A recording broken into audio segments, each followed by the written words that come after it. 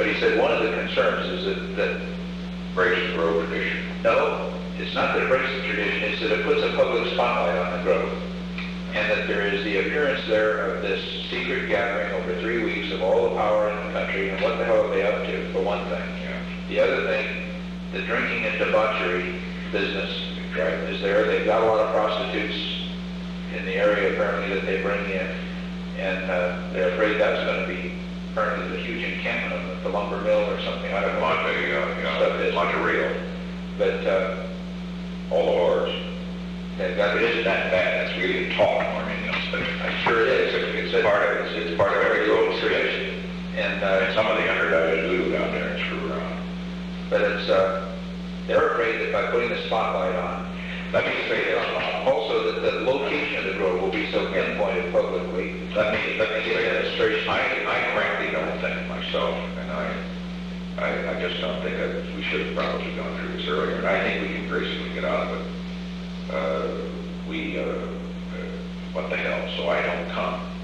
And then frankly, there'll be a lot of people within the Grove. Those people that think I should have will just be pissed off as hell at the old guard. And the old guard guys will have to take it. We'll just say the president in deference to he puts the Grove above the idea of coming. He'd like to come and will not come. I think we ought to do it that way. Now, I just don't think we ought to chunk it out there. I'm trying to get Run all the negatives. I'm trying to get some other reading. Dick Moore's out there, and I've been trying to get to him. You see, don't got people that are just going to tell us that who would like this. Let me say this. I know the Grove well. The overwhelming majority would love it. That's the overwhelming majority would love it. That's no for it. But on the other hand, it's like these goddamn conservatives. The overwhelming majority would love it. And if you goddamn nitpickers could just knock your brains out. Sure. I don't know Baird, who the hell he is. What's he? He is, Walter Baird is his name. He's the head of Price Waterhouse in New York. Oh, Price Water, I met him. He's an accountant type, and he's about your age, I guess. Not one of the older guys. Yeah. Oh, and I don't know this Baird. The one I know is Julia Baird. Probably Slack. This is Walter Baird. And what Trohan then said is, Baird is particular. Baird, when our advance man got there, he dealt with Baird. And Baird, the advance man said, he asked the first question about a helicopter landing. Baird said, let me start out by saying that I sincerely hope that in making this quick check, you will then report back to Washington that it isn't feasible for the president to come. But Mike said, as they got through the whole thing, and Mike made it clear to him, we didn't plan to bring any reporters, you didn't plan to have Secret Servicemen, you weren't going to bring a whole entourage in and all this stuff, that he backed down. By the time they finished the planning meeting, Baird was really quite... Are we sure it is? We cannot let the dance men, talk themselves into what we want. Get the goddamn truth about our law. I told him that. He said, the guy said at the beginning, but he said by the time we were through, we didn't push the helicopter, we didn't push for anything. They do a good job. That he by then was his guard was much more relaxed.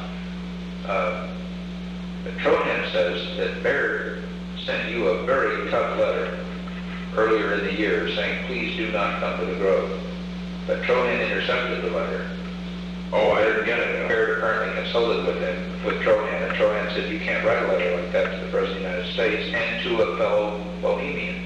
You can't tell a Bohemian. Why did he write it? Why did he write the letter? Baird, because of this? Baird, because it had been discussed amongst us inviting you out, and so you decided, no, this is way back to Baird Democrat or I don't know. We don't know. But then They don't think it's political. that was why Trohan wrote his letter to you saying you shouldn't come. Right. He wrote a milder letter. Well, Trohan was the one that urged me to come earlier. I know. He's fixed, see. That's right. And then he changed his mind, so I said, fine, I won't go. And Trohan's view now is not that it's, that there's any unanimous view you shouldn't come. It's that there is a little segment. Is it worth it, though? Is it really worth it to go the hell out there and have a little segment raising hell? Well, that's my question. We don't know better than you. We got lots of them now. I don't want to talk ourselves into it, Bob, because my view is that it's really not worth it. It is not worth, frankly, going out. And then we can screw the press corps that way, too. They don't get a trip to California, which a lot of them want. so we'll, but I don't really, I think they'd be delighted. You wouldn't screw the press club. They'd think it was great if they forced you out. Because there's no big stir in the press. The wire services are very upset. And of course, the chairman of both the wire services are at the Grove. Well, fine, that's the point.